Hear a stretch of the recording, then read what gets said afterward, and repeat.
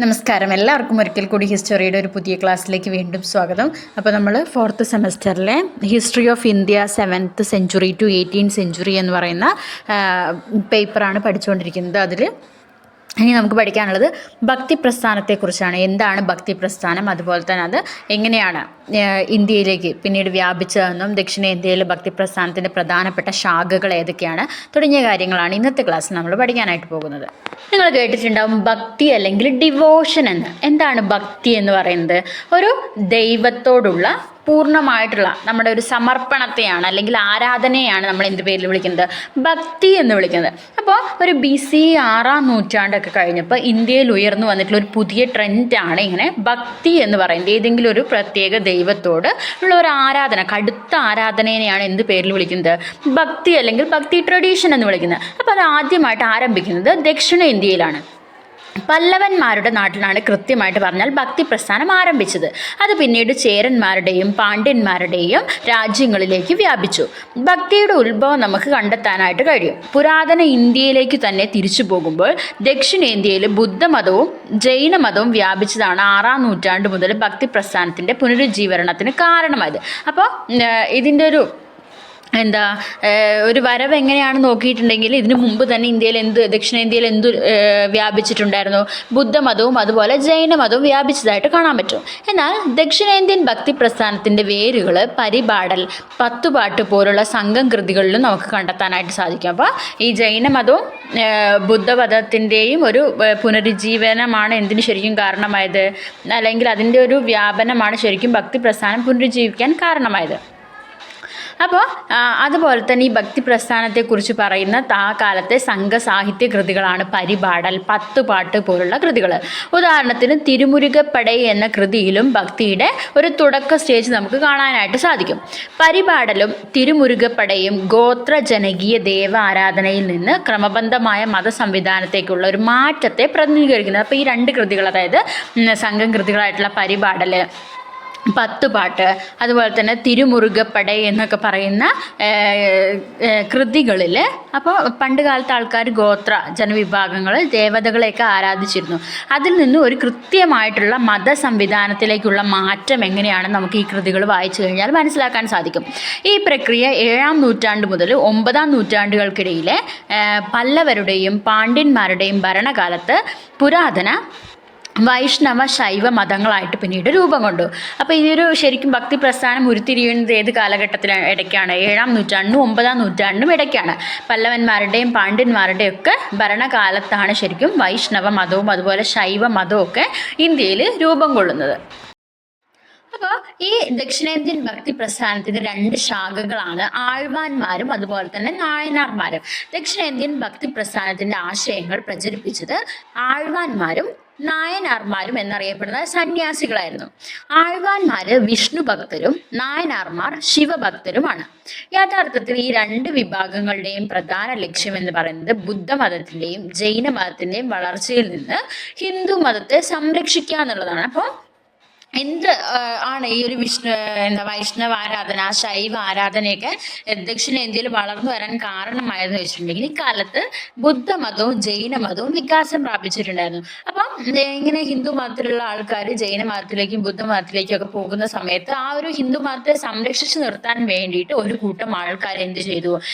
ശിവനെ ആരാധിക്കുന്നവരും വൈഷ്ണവനെ അല്ലെങ്കിൽ വിഷ്ണുവിനെ ആരാധിക്കുന്നവരും അതിനൊരു പുനരുജ്ജീവിപ്പിച്ചു കൊണ്ടുവന്നു ഈ ഒരു മതത്തെ. അങ്ങനെ കൂടാതെ ശൈവരും വൈഷ്ണവരും തമ്മിലുള്ള അകലം കുറയ്ക്കാൻ വേണ്ടിയിട്ടും ഇവർ ആഗ്രഹിച്ചിട്ടുണ്ടായിരുന്നു. ഈ സന്യാസിമാര് തങ്ങളുടെ ഇഷ്ടദേവന്മാരെ സ്തുതിച്ച് ഗാനങ്ങൾ ആലപിച്ചുകൊണ്ട് ഇവരുടെ പ്രദേശങ്ങളിലുടനീളം സഞ്ചരിച്ചതായിട്ട് നമുക്ക് കാണാൻ സാധിക്കും. ഈ 2 വിഭാഗം ഭക്തി സന്യാസികളും അവരുടെ ആശയങ്ങൾ പ്രചരിപ്പിക്കുന്നതിന് വേണ്ടിയിട്ട് ഗാനങ്ങൾ, ഇപ്പൊ ദൈവത്തെ സ്തുതിക്കുന്ന ഗാനങ്ങൾ ആലപിച്ചുകൊണ്ട് ഇങ്ങനെ യാത്രകൾ നടത്തിയിട്ടുണ്ടായിരുന്നു. ബുദ്ധ ജൈന സന്യാസികളുമായിട്ട് അവർ വാദപ്രതിവാദങ്ങളിലും ഇടപെട്ടു.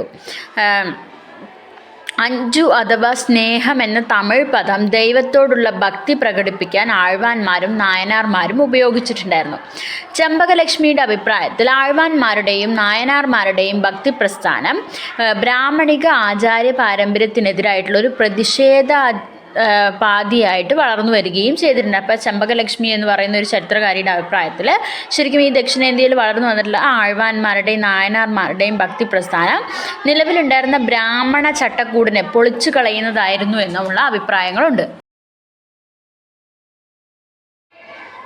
7-ാം നൂറ്റാണ്ടിലെ നമ്മാഴ്വാരുടെ ഭക്തിഗാനങ്ങളിലൂടെയാണ് ഭക്തി പ്രസ്ഥാനം അതിൻ്റെ ഒരു പരമാവധി വികാസം പ്രാപിച്ചത്. അദ്ദേഹത്തിൻ്റെ കവിതകൾ പൂർണ്ണ വിശ്വാസത്തിൻ്റെയും സമർപ്പണത്തിൻ്റെയും ആശയം പ്രതിനിധീകരിക്കുന്നതായിരുന്നു. അപ്പോൾ 7-ാം നൂറ്റാണ്ടിൽ നമ്മാഴ്വാരുടെ ഭക്തിഗാനങ്ങൾ ശരിക്കും ഈ ഒരു ഭക്തി പ്രസ്ഥാനത്തെ അതിൻ്റെ പൂർണ്ണതയിൽ എത്തിച്ചിട്ടുണ്ടായിരുന്നു എന്ന് പറയപ്പെടുന്നുണ്ട്.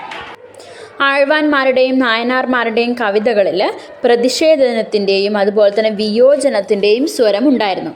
കൊടൈ എന്ന പേരിലൊരു വനിതാ സന്യാസിയായിരുന്നു അവർ ആണ്ടാൾ എന്ന പേരിൽ പ്രസിദ്ധിയായത്. അതുപോലെ കൊടൈ എന്ന പേരിലൊരു വനിതാ സന്യാസി പിന്നീട് ആണ്ടാൾ എന്ന ഒരു പേരിൽ പ്രസിദ്ധിയായി. ആണ്ടാൾ എന്ന് വെച്ചാൽ ഭരിക്കുന്നവൾ എന്നാണ് അർത്ഥം. ദൈവവും ഭക്തനും തമ്മിലുള്ള ബന്ധം ഭാര്യയും ഭർത്താവും തമ്മിലുള്ള സ്നേഹബന്ധം പോലെ ആയിരിക്കണം എന്നാണ് ആര് വിശ്വസിച്ചിരുന്നത്? ആണ്ടാൾ എന്ന് പറയുന്ന ഭക്ത സന്യാസി വിശ്വസിച്ചിരുന്നത്. ഇവർ വിഷ്ണു സന്യാസിയായിരുന്നു, അല്ലെങ്കിൽ വൈഷ്ണവ സന്യാസിനിയായിരുന്നു. ജാതി, കുടുംബം, ലിംഗഭേദം എന്നിവ പരിഗണിക്കാതെ എല്ലാവർക്കും ഭക്തിമാർഗം പിന്തുടരാമെന്നാണ് ദക്ഷിണേന്ത്യൻ സന്യാസിമാർ അഭിപ്രായപ്പെട്ടത്. അപ്പോൾ ഈ ഒരു ഭക്തി പ്രസ്ഥാനത്തിന് ഒരു പ്രധാനപ്പെട്ട സവിശേഷത അല്ലെങ്കിൽ കൂടുതൽ ആൾക്കാർ ഇതിലേക്ക് ആകർഷിക്കപ്പെടാനുള്ളൊരു കാരണം എന്ന് പറയുന്നത് ജാതി, മതം, അതുപോലെ സ്ത്രീ പുരുഷ വ്യത്യാസമില്ലാതെ എല്ലാവർക്കും ഭക്തി പ്രസ്ഥാനത്തിലേക്ക് പോകാൻ പറ്റുമായിരുന്നു. ഇപ്പോൾ നമ്മുടെ ഒരു ബ്രാഹ്മൺ വ്യവസ്ഥയാണെങ്കിൽ എങ്ങനെയായിരുന്നു? ചില ആൾക്കാർക്ക് മാത്രമേ ചില കാര്യങ്ങൾ ചെയ്യാൻ പറ്റുന്നുണ്ടായിരുന്നുള്ളൂ. ഇപ്പോൾ ദൈവത്തോടുള്ള അല്ലെങ്കിൽ ദൈവത്തെ ആരാധിക്കാൻ ഒരു വിഭാഗം ആൾക്കാർക്ക് മാത്രമേ സാധിക്കൂ. പക്ഷേ ഭക്തി പ്രസ്ഥാനത്തിലേക്ക് വരുന്ന സമയത്ത് ജാതി, മത, ലിംഗഭേദമന്യേ എല്ലാവരെയും അവർ ഉൾക്കൊണ്ടിട്ടുണ്ടായിരുന്നു. പരമ്പരാഗത വിശ്വാസപ്രകാരം 12 ആഴ്വാന്മാരും 63 നായനാർമാരും ഉണ്ടായിരുന്നു എന്ന് പറയപ്പെടുന്നുണ്ട്.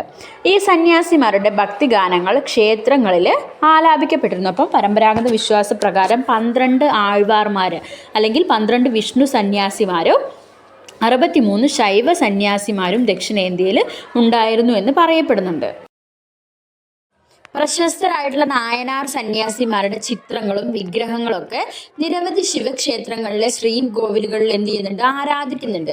അതുപോലെ തന്നെ ആഴ്വാർ സന്യാസിമാരുടെ വിഗ്രഹങ്ങൾ വിഷ്ണു ക്ഷേത്രങ്ങളിലെ പ്രത്യേക മണ്ഡപങ്ങളിലും സ്ഥാപിച്ചതായിട്ട് പറയപ്പെടുന്നുണ്ട്. ആഴ്വാന്മാരുടെയും നായനാർമാരുടെയും കവിതകൾ ദൈവത്തോടുള്ള അതിയായ സ്നേഹവും ഭക്തിയുമാണ് പ്രകടിപ്പിക്കുന്നത്. അപ്പോൾ ഇത്തരത്തിലുള്ള ഈ 12 സന്യാസിമാരുടെ വിഷ്ണു സന്യാസിമാരുടെയും 63 ശൈവ സന്യാസിമാരുടെയും പ്രശസ്തരായിട്ടുള്ള ആൾക്കാരുടെയൊക്കെ ചിത്രങ്ങൾ അല്ലെങ്കിൽ വിഗ്രഹങ്ങളൊക്കെ ഏതെങ്കിലും ശിവക്ഷേത്രങ്ങളിലോ വിഷ്ണു ക്ഷേത്രങ്ങളിലൊക്കെ നമുക്ക് കാണാനായിട്ട് സാധിക്കും. അപ്പോൾ ഈ 2 പേരും ഇവരുടെ കവിതകളിൽ അല്ലെങ്കിൽ ഗാനങ്ങളിൽ എന്തിനെ കുറിച്ചാണ് പറയുന്നത്? ദൈവത്തോടുള്ള അതിയായ സ്നേഹം അവർ പ്രകടിപ്പിക്കുന്നതാണ് കാണാനായിട്ട് സാധിക്കുന്നത്. ഇപ്പം നമുക്കറിയാം, ഇപ്പം കഥകളായിക്കോട്ടെ കവിതകളായിക്കോട്ടെ അതെല്ലാം സങ്കല്പങ്ങളാണ് അല്ലേ. അപ്പം ഇവിടെ ഈ കവികൾ പലപ്പോഴും ദൈവത്തെ അവരുടെ അമ്മ, അച്ഛൻ, സുഹൃത്ത്, യജമാനൻ, ഗുരു അല്ലെങ്കിൽ വരൻ എന്നിങ്ങനെ പല രൂപങ്ങളിൽ സങ്കല്പിച്ചതായിട്ട് കാണാൻ പറ്റും. പുരുഷ സന്യാസിമാർ സന്യാസ ജീവിതം നയിക്കാതെ സമൂഹത്തിന്റെ ഭാഗമായിട്ടായിരുന്നു ജീവിച്ചിട്ടുണ്ടായിരുന്നത്. എന്നാൽ സ്ത്രീകളുടെ കാര്യത്തിൽ ഭക്തി ഒരു സങ്കീർണ വിഷയമായിരുന്നു. ഭക്തി മാർഗത്തിലേക്ക് പ്രവേശിച്ച സ്ത്രീ സന്യാസിനികൾക്ക് കുടുംബജീവിതം ഉപേക്ഷിക്കേണ്ടി വന്നു. അപ്പൊ ഇവിടെ ചെറിയൊരു സങ്കീർണത എന്ന് ഉണ്ടായിരുന്നത് പുരുഷന്മാർക്ക് സമൂഹത്തിന്റെ ഭാഗമായിട്ട് ജീവിക്കാൻ പറ്റുമായിരുന്നു, സ്ത്രീകൾക്ക് എന്ത് ചെയ്യാൻ പറ്റില്ല, കുടുംബജീവിതം ഉപേക്ഷിക്കേണ്ടി വന്നിരുന്നു. നായനാർ വിഭാഗത്തിൽപ്പെട്ട ഭക്തി സന്യാസികൾ 3 പേരാണ് ഉണ്ടായിരുന്നത്. കാരക്കൽ അമ്മയാർ, മങ്കയ്യർക്കർ സിയാർ, അതുപോലെ തന്നെ ഇസൈനിയാർ എന്ന് പറയുന്ന 3 പേര്. കാരക്കൽ അമ്മയാർ, മങ്കയ്യർ രസിയാർ എന്ന് പറയുന്ന ആൾ, അതുപോലെ തന്നെ ഇസൈനിയാർ എന്നൊക്കെ പറയുന്ന 3 സ്ത്രീകളാണ് ഭക്തി പ്രസ്ഥാനത്തിലുണ്ടായിരുന്ന നായനാർ സ്ത്രീകൾ.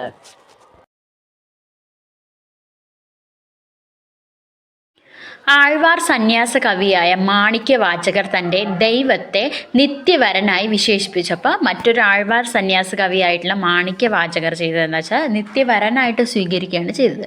അതേസമയം നമ്മാഴ്വാർ തൻ്റെ ദൈവത്തിൻ്റെ അതിശയകരമായ പുരുഷത്വത്തെ മുൻനിർത്തി ശൈവ സന്യാസിമാർ തങ്ങളെ അടിയാർ അല്ലെങ്കിൽ തൊണ്ടർ, ദാസൻ എന്നിങ്ങനെ വിളിച്ചിരുന്നുവെന്നും സ്വന്തം പേരിൽ അറിയപ്പെടാൻ ആഗ്രഹിച്ചിരുന്നില്ല. അപ്പോൾ അവർ പലപ്പോഴും അവരുടെ പേരെന്താ, അടിയൻ അല്ലെങ്കിൽ ദാസൻ എന്ന പേരിലാണ് ഈ ശിഷ്യന്മാർ അറിയപ്പെട്ടിട്ടുണ്ടായിരുന്നത്.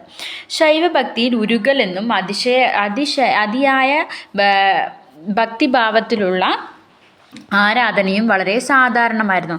അത്തരം സാഹചര്യങ്ങളിൽ ഭക്തർ നൃത്തം ചെയ്യുമ്പോൾ വാക്കുകൾ തടസ്സപ്പെടുകയും കണ്ണുനീർ ഒഴുക്കുകയും താൻ ഉരുകിപ്പോകുന്നത് പോലെ അനുഭവപ്പെടുകയും ചെയ്യുന്നു. അപ്പോൾ അത്രയും തീവ്രമായ രീതിയിലായിരുന്നു ഇവർ എന്ത് ചെയ്തിട്ടുണ്ടായിരുന്നത്, ദൈവത്തോടുള്ള ഭക്തി കാണിച്ചിട്ടുണ്ടായിരുന്നത്. ഭക്തി സന്യാസിമാരുടെ മുഖ്യ സാമൂഹിക പശ്ചാത്തലം പരിശോധിക്കുമ്പോൾ ഈ വിഭാഗങ്ങളുടെ വൈവിധ്യമാർന്ന ഘടകങ്ങളെ മനസ്സിലാക്കാൻ കഴിയും. ഭൂരിഭാഗം സന്യാസിമാരും ബ്രാഹ്മണരായിരുന്നു. രാജാക്കന്മാർ, ചെറു രാജാക്കന്മാർ, സിവിൽ സൈനിക ഉദ്യോഗസ്ഥന്മാർ, വ്യാപാരികൾ, ഭൂവുടമകൾ തുടങ്ങിയവരും ഇതിൽ ഉൾപ്പെടുന്നു. കൂടാതെ പശു വളർത്തുന്നവർ, വണ്ണാൻ, കുശവൻ, കള്ള്, ചാരായമുണ്ടാക്കുന്നവർ, വേട്ടക്കാരൻ, മത്സ്യത്തൊഴിലാളി, കള്ളൻ തുടങ്ങിയവരും ഈ സന്യാസി സമൂഹത്തിൽ ഉൾപ്പെടുന്നു. അപ്പോൾ ഒരു വിഭാഗം ആൾക്കാർ മാത്രമായിരുന്നില്ല ഈ ഒരു ഭക്തി പ്രസ്ഥാനത്തിലേക്ക് തിരിഞ്ഞിരുന്നത്. അതിൽ ബ്രാഹ്മണന്മാർ മുതൽ സമൂഹത്തിലെ കള്ളന്മാർ എന്ന് പറയുന്ന വിഭാഗത്തിലുള്ള ആൾക്കാർ വരെയും ഈ ഒരു സന്യാസി ഈ ശൈവ സിദ്ധാന്തര് വ്യക്തിഗത ആത്മാവിനെക്കുറിച്ചും അതിൻ്റെ ദൈവവുമായുള്ള ബന്ധത്തെക്കുറിച്ചും പഠിച്ചിട്ടുണ്ടായിരുന്നു. ശൈവ സിദ്ധാന്തം 3 ഘടകങ്ങളെ തിരിച്ചറിഞ്ഞു: ദൈവം അഥവാ പതി, ആത്മാവ് പശു, ഭൂമിയിലെ ബന്ധങ്ങൾ പാശ. ഈ പരസ്പരം അല്ലെങ്കിൽ ഇവയെ പരസ്പരം വേർതിരിക്കാനാവാത്തതാണ് എന്നാണ് ആര് കരുതിയിട്ടുണ്ടായിരുന്നത്? ശൈവ സിദ്ധാന്തത്തിൻ്റെ ആൾക്കാർ മുന്നോട്ട് വെച്ചിട്ടുണ്ടായിരുന്ന അല്ലെങ്കിൽ അവർ കണക്കാക്കിയിരുന്നത് ദൈവം, ആത്മാവ്, അതുപോലെ തന്നെ ഭൂമിയിലെ ബന്ധങ്ങൾ, ഇവയെ എന്ത് ചെയ്യാൻ പറ്റില്ല, ഒരിക്കലും വേർതിരിക്കാൻ കഴിയില്ല എന്ന് ശൈവ പാഠശാലയിലെ വക്താക്കൾ തിരിച്ചറിഞ്ഞിരുന്നു. മറ്റൊന്ന് വീരശൈവ പ്രസ്ഥാനമാണ്. 12-ാം നൂറ്റാണ്ടിൽ മധ്യകാലത്ത് കർണാടകയിലാണ് ഏത് പ്രസ്ഥാനം രൂപം കൊണ്ടത്? വീരശൈവ പ്രസ്ഥാനം രൂപം കൊണ്ടത്. മനസ്സിലായോ? മറ്റൊരു ശിവ ആരാധനയായിരുന്നു വീരശൈവ പ്രസ്ഥാനം എന്ന് പറയുന്നത്. ഇത് 12-ാം നൂറ്റാണ്ടിൽ കർണാടകയിലാണ് രൂപപ്പെട്ടത്. ഇതിൻ്റെ സ്ഥാപകൻ ബാസവ അല്ലെങ്കിൽ ബാസവണ്ണ എന്നു പേരിൽ അറിയപ്പെടുന്ന ഒരു വ്യക്തിയായിരുന്നു. അദ്ദേഹം ചാലൂക്യ രാജാക്കന്മാരുടെ പ്രധാനമന്ത്രിയായിരുന്നു ഒരിക്കൽ. പിന്നീടാണ് അദ്ദേഹം ഏത് മതം സ്ഥാപിക്കുന്നത്? വീരശൈവ മതം സ്ഥാപിക്കുന്നത്. വീരശൈവ മതം ലിംഗായത എന്ന പേരിലും അറിയപ്പെട്ടിട്ടുണ്ടായിരുന്നു. അപ്പോൾ വീരശൈവ പ്രസ്ഥാനം അറിയപ്പെട്ടിരുന്ന മറ്റൊരു പേരെന്ന് പറഞ്ഞാൽ ലിംഗായത്തുകൾ എന്നാണ്. എന്തുകൊണ്ടാണ് ഇവരെ ലിംഗായത്ത് എന്ന് വിളിച്ചതെന്ന് ചോദിച്ചിട്ടുണ്ടെങ്കിൽ ഇവരൊരു ശിവലിംഗത്തെ എപ്പോഴും കയ്യിൽ കരുതിയിട്ടുണ്ടായിരുന്നു, അതുപോലെ തന്നെ അതിനെ ആരാധിച്ചിട്ടുണ്ടായിരുന്നു. അതുകൊണ്ടാണ് ഈ വീരശൈവക്കാർ ലിംഗായത്തുകൾ എന്നും അറിയപ്പെടുന്നത്. അങ്ങനെയാണ് പിന്നീട് ഈ ലിംഗ ആരാധനയൊക്കെ ശരിക്കും നമ്മുടെ എവിടെ വരുന്നത്? ഇന്ത്യയിൽ വരുന്നത്. അവർ ഗുരുവിന് വളരെ പ്രാധാന്യം നൽകിയിട്ടുണ്ടായിരുന്നു. ഉപവാസങ്ങൾ, ഉത്സവങ്ങൾ, തീർത്ഥാടനങ്ങൾ എന്നിവയൊക്കെ ഇവർ നിരസിച്ചു. അപ്പം ഭയങ്കര ഒരു സന്യാസത്തിൻ്റെ ഏറ്റവും അൾട്ടിമേറ്റ് ആയിട്ടുള്ള സ്റ്റേജിൽ, അതായത് ഉത്സവത്തിനെയും തീർത്ഥാടനങ്ങളെയൊക്കെ ആര് നിരസിച്ചിട്ടുണ്ടായിരുന്നു? ഈ വീരശൈവക്കാർ നിരസിച്ചു. മനുഷ്യരുടെ സമത്വം അവർ ഉയർത്തിപ്പിടിക്കുകയും ജാതി വ്യവസ്ഥയെ തള്ളിക്കളയുകയും ചെയ്തു. അവർ ബുദ്ധമതത്തെയും ജൈനമതത്തെയും ബ്രാഹ്മണരെയും ശക്തമായി എതിർത്തു. അപ്പം ആ കാലത്ത് നിലവിലുണ്ടായിരുന്ന ബുദ്ധ ജൈന മതങ്ങളെയും ബ്രാഹ്മണ മേധാവിത്വത്തെയൊക്കെ എതിർത്തുകൊണ്ടാണ് വീരശൈവ പ്രസ്ഥാനം ദക്ഷിണേന്ത്യയിൽ ഉയർന്നു വന്നത്. ലിംഗായത മതത്തിൽ ചേർന്നവർ ഒരുമിച്ച് ഭക്ഷണം കഴിക്കണം, പരസ്പരം വിവാഹം കഴിക്കണം, ഐക്യത്തോടെ ജീവിക്കണം എന്നായിരുന്നു ഇവരുടെ ആശയം. അപ്പോൾ ഇവരുടെ ഒരു മോട്ടോ എന്ന് പറയുന്നത് എങ്ങനെയാണ്? ഒരുമിച്ച് വേണം ഭക്ഷണം കഴിക്കാൻ, അതുപോലെ തന്നെ ഇവർ തമ്മിൽ പരസ്പരം അങ്ങോട്ടും ഇങ്ങോട്ടും വിവാഹം കഴിക്കണം, ഐക്യം ഉണ്ടാക്കുക എന്നുള്ളതാണ് ഇവരുടെ ഒരു പ്രധാനപ്പെട്ട ലക്ഷ്യം എന്ന് പറയുന്നത്. ഓക്കെ, അപ്പോൾ നമ്മൾ ഇന്നത്തെ ക്ലാസ്സിൽ പഠിക്കാനായിട്ട് ശ്രമിച്ചത് ദക്ഷിണേന്ത്യയിൽ ഉയർന്നു വന്നിട്ടുള്ള മധ്യകാലഘട്ടത്തിൻ്റെ ഒരു സവിശേഷതയായിട്ടുള്ള ഭക്തി പ്രസ്ഥാനത്തെക്കുറിച്ചാണ്. എങ്ങനെയാണ് ഭക്തി പ്രസ്ഥാനം ഉയർന്നു വന്നതെന്നും അതിലെ പ്രധാനപ്പെട്ട 2 ശാഖകൾ ഏതൊക്കെയാണെന്നും പറഞ്ഞില്ല. നായനാർമാരും ആഴ്വാന്മാരും. നായനാർമാർ എന്ന് പറയുന്നത് ശൈവ സന്യാസിമാരും ആഴ്വാർമാർ എന്ന് പറയുന്നത് വിഷ്ണു സന്യാസിമാരുമാണ്. പിന്നീട് ശൈവ മതത്തിൽ പുതിയ 2 സെക്റ്റുകളും കൂടി ഉണ്ടായി. അതിൽ വരുന്നതാണ് വേദാന്ത സിദ്ധാന്ത, ശൈവ വേദാന്ത പോലുള്ള ശൈവ സിദ്ധാന്തങ്ങളും അതുപോലെ തന്നെ വീരശൈവ പ്രസ്ഥാനം എന്ന് പറയുന്നത്, അതിൻ്റെ സ്ഥാപകൻ ആരാണ് തുടങ്ങിയ കാര്യങ്ങളാണ് നമ്മൾ ഇന്നത്തെ ക്ലാസ്സിൽ പഠിക്കാനായിട്ട് ശ്രമിച്ചത്. എല്ലാവർക്കും മനസ്സിലായി എന്ന് വിശ്വസിക്കുന്നു. Thank you for watching.